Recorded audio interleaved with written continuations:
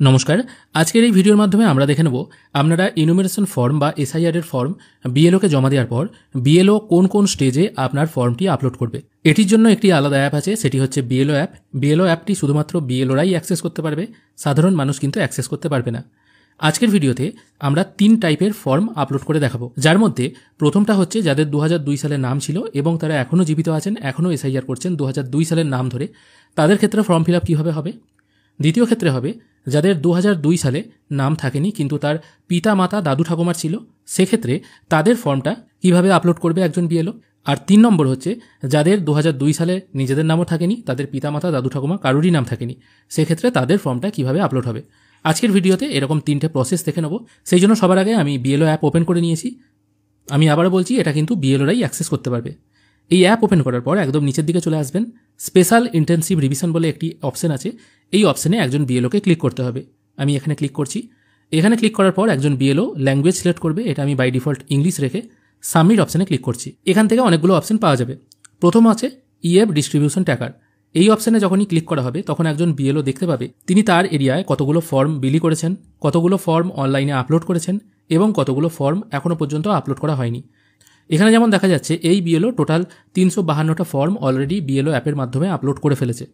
3টে form distribute হয়নি, এখনও 406টা ফর্ম আপলোড করতে বাকি আছে। সেকেন্ড অপশানে আছে ফিল ইনুমারেশন ফর্ম। এখান থেকেই কিন্তু ওই অনলাইনে ডিটেলগুলো সাবমিট করতে হয়। থার্ড অপশান আছে online fill form by elector, মানে যারা অনলাইনের মাধ্যমে ফর্ম আপলোড করেছে সেক্ষেত্রেও কিন্তু একজন বিএলও দেখতে পাবে কোন কোন ভোটার অনলাইনে ফর্ম আপলোড করেছে। এই বিএলওর ক্ষেত্রে যে এরিয়া আছে সেখানে কোনো ভোটারই অনলাইনে আপলোড করেনি, সেই জন্য নো রেকর্ড দেখাচ্ছে।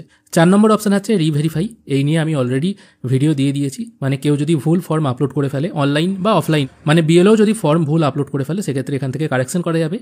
আর সবার শেষ অপশান আছে যে সমস্ত ভোটারদের এপিক ম্যাচ করছে, মানে 2002 সাল অনুযায়ী এপিক ম্যাচ করে যাচ্ছে, সেক্ষেত্রে এই 5 নম্বর অপশন দিয়ে ফর্ম ফিল আপ করতে হবে। প্রথমে আমি দেখাবো যে সমস্ত ভোটাররা 2002 সালেও জীবিত ছিলেন, এখনও জীবিত আছেন, মানে তাদের 2002 সালে ভোটার লিস্টে নাম ছিল এবং সেটা ধরেই তিনি ফর্ম ফিল আপ করতে চান এখনও, সেক্ষেত্রে তাদের ফর্মটা কীভাবে ফিল আপ হবে। আমি শেষের অপশনটায় আপাতত টাচ করছি। এরপর এখানে স্ক্যান কিউআর কোড বলে একটি অপশন আছে। এবার বিএলও আপনার ফর্মটি হাতে পাওয়ার পর তিনি যখন আপনার ফর্মটা অনলাইনে আপলোড করবেন তখন এই স্ক্যান কিউআর কোড এই অপশনটায় টাচ করবেন। এখানে টাচ করার পর সেই ফর্মের কিউআর কোডটা একজন বিএলও স্ক্যান করে নেবেন। যদি দেখা যায় স্ক্যান করার পর এরকম অপশন চলে আসছে, কোনো অপশনই আসছে না, মানে ফর্মটা নিচ্ছে না, সেক্ষেত্রে একজন বিএলওকে এই সেকেন্ড অপশনের মাধ্যমে স্ক্যান করতে হবে। আমি ফিল ইনুমারেশন ফর্ম এই সেকেন্ড অপশনটায় টাচ করব, তারপর স্ক্যান কিউআর কোড করে নেব। এখানে স্ক্যান করতেই ফর্মের ডিটেল এখানে চলে এলো এবং নির্বাচকের নাম এখানে চলে এলো। এরপর ফিল ফর্ম অপশনে ক্লিক করতে হবে। ফিল ফর্ম অপশনে ক্লিক করার সঙ্গে সঙ্গে ওই নির্বাচকের 2025 সাল অনুযায়ী কী কী ডিটেল আছে ওপরের দিকে শো হবে, যেখানে নাম, epic number, serial number, relative name হিসাবে তার ভোটার কার্ডে কার নাম আছে সেটা থাকবে, রিলেশন টাইপ থাকবে এবং বর্তমানে তার এজ কত সেটা শো হবে। একটু নিচের দিকে চলে এলে ওই ভোটারের 2002 সালের সমস্ত ডিটেল চলে আসবে, যেখানে তার নাম, তার পিতার নাম অথবা রিলেটিভ নেম যদি অন্য কেউ থাকে তার ডিটেল, সেই সময় তার ভোটার কার্ড নাম্বার কত ছিল, এটা হয়তো বর্তমানের সঙ্গে নাও মিলতে পারে, সেই সময় তার বয়স কত ছিল, serial number, part number, assembly constituency, এগুলো সব চলে আসবে। যদি মনে হয় এগুলো সব ঠিকঠাক আছে তাহলে ভেরিফাই অ্যান্ড কন্টিনিউ করতে হবে। এখানে বলা হচ্ছে আপনি কি এই ডিটেল চেঞ্জ করতে চান কি না। আমি এটা চেঞ্জ করতে চাইছি না, তাই নো করে দিচ্ছি। নো করার পর এখানে ফিল করতে হবে ওই ইলেক্টরের বর্তমানের সমস্ত ডিটেল। বর্তমান মানে এসআইআর ফর্মের ওপরের দিকে যে ডিটেলগুলো ফিল করতে হয়েছে সেই ডিটেলগুলো এখানে ফিল করতে হবে। কী কী আছে, প্রথমে আছে ডেট অফ বার্থ, ওটা আপনারা একজন ভোটার বা নির্বাচক তার এসআইআর ফর্মে যেটা লিখেছে সেটা ফিল আপ করতে হবে একজন বিএলওকে। তারপর আধার নাম্বার অপশনাল, যদি ইনুমারেশন ফর্মে লেখা থাকে তবে দেবেন, যদি না থাকে দেওয়ার দরকার নেই, এটা বিএলওকে বলা হয়েছে। ফোন নাম্বার যেটা ইনুমারেশন ফর্মে দেওয়া আছে। তারপর বলা হয়েছে বাবার এপিক নাম্বার আর বাবার নাম, বাবা অথবা গার্জেনের নাম, একই রকমের জিনিস কিন্তু এই এসআইআর এর ফর্মেও আছে, যেটা বিএলও আপনার বাড়িতে এসে দিয়ে দিয়েছিল, এবং বিএলওকেও আপলোড করতে হবে এই একই জিনিস, পরপর সব সিরিয়ালে আছে। আপনি যে ডিটেলগুলো দেবেন সেগুলোই কিন্তু বিএলও এখানে আপলোড করবে। অবশ্য বলে রাখি এখানে যে বিএলও জিনিসগুলো টাইপ করবে না, এগুলো কিন্তু ইংরেজিতে করবে, তাই আপনারা যদি ফর্মে ইংরেজিতে টাইপ করে দেন সেটা কিন্তু সবথেকে বেটার হয়। যদিও এখানে যে ডেট অফ বার্থ, বাবার নাম বা মায়ের নাম যেগুলো ফিল করবেন সেগুলো আপনার নতুন যে ভোটার কার্ড আসবে ওখানে কিন্তু কিচ্ছু আপডেট হবে না। আপনি যদি কিছু ভুলও লিখে ফেলেন, হয়তো আপনি বাংলায় লিখেছেন, বিএলও আপলোড করলো ইংরেজিতে, যার ফলে তার স্পেলিংটা হয়তো অন্যরকম হয়ে গেল, সেক্ষেত্রে ঘাবড়ে যাওয়ার কোনো ভয় নেই। এখানকার কোনো ডিটেল কিন্তু আপনার নতুন ভোটার কার্ডে রিফ্লেক্ট হবে না।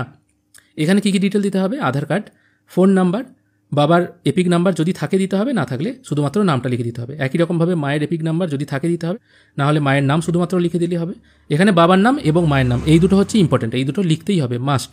একটু ওপরের দিকে তুললে স্পাউস মানে স্বামী বা স্ত্রীর নাম এবং তার ভোটার কার্ড নাম্বার এখানে লিখতে হবে। সব কিছুই হবে ইংরেজিতে ফিল আপ। একটু নিচের দিকে চলে এলে এখানে দেখা যাবে সেই ভোটারের লাস্ট এসআইআরে যে ডিটেলগুলো ছিল সেগুলো এখানে শো হবে। তারপর আপলোড ইনুমেরেশন ফর্ম বলে দুটো অপশন আছে। এখানে বিএলওকে এই ইনুমেরেশন ফর্ম যেটা আপনারা জমা দিয়েছেন সেটা আপলোড করতে হবে। এই আপলোড পেজ 1 এই অপশনটায় স্ক্যান করলেই কিন্তু আপনার ফর্মটি ওপেন হয়ে যাবে। যদিও আমি একদম শেষকালে ভিডিও শেষকালে আমি দেখিয়ে দেবো এই ফর্মটি কী করে আপলোড করতে হচ্ছে।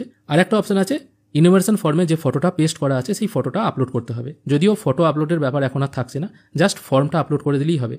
এবার অনেকের প্রশ্ন থাকতে পারে একজন বিএলও এই যে আপলোড পেজ 1 আর পেজ 2 দুটো আছে, তাহলে কোনটা আপলোড করবে? একজন বিএলও কিন্তু পেজ 1টাই আপলোড করবে, পেজ 2টা কিন্তু করবে না। ফটো আপলোড করতে হচ্ছে না, বিভিন্ন জায়গায় বিএলওদের যেরকম ইনস্ট্রাকশন দেওয়া আছে সেইভাবেই কাজ হবে। তারপর সাবমিট করে দিলেই ফর্ম সাবমিট হয়ে যাবে।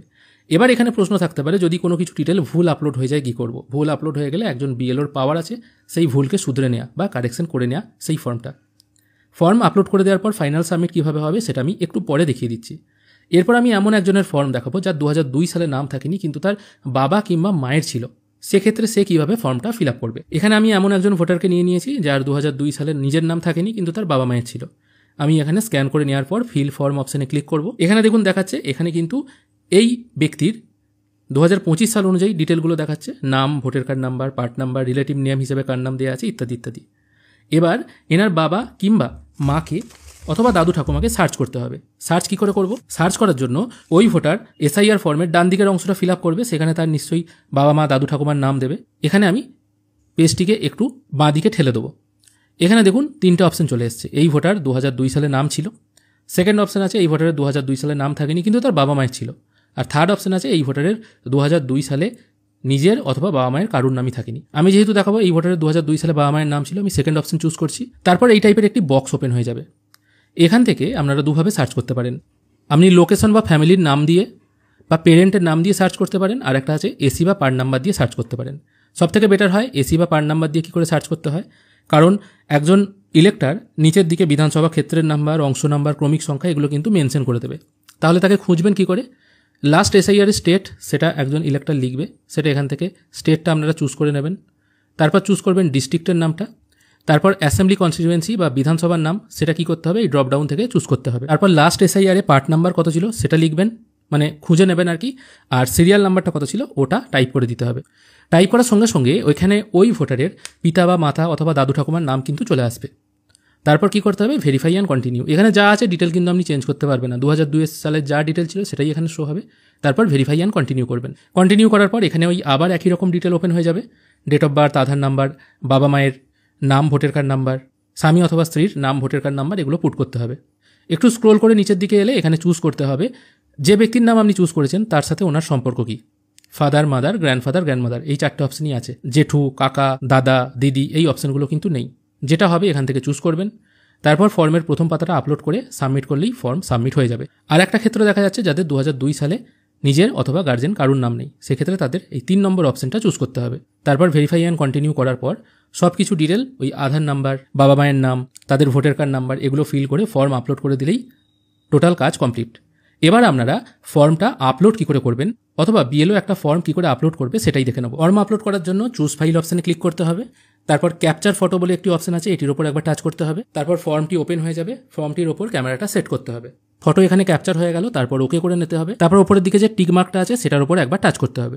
এখানে দেখুন ফর্মটা আপলোড হয়ে গেছে। ফটো তুলছি না আমি, তারপর সাবমিট করে দিচ্ছি। ফর্ম সাবমিটেড সাকসেসফুলি এখানে দেখিয়ে দিল। ফর্ম কিন্তু আপলোড হয়ে গেল।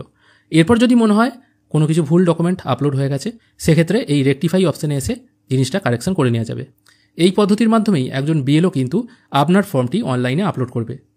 আশা করি আপনারা বুঝতে পারলেন একজন বিএলও কোন প্রসেসে কাজটি করবে। অনেকটাই সময় সাপেক্ষ কাজ, ধীরে সুস্থে করতে হবে, নাহলে কিন্তু ভুল হয়ে যাবে। ভিডিও যদি ভালো লেগে থাকে অবশ্যই একটি লাইক করবেন। ভিডিও দেখার জন্য অসংখ্য ধন্যবাদ। ভালো থাকবেন।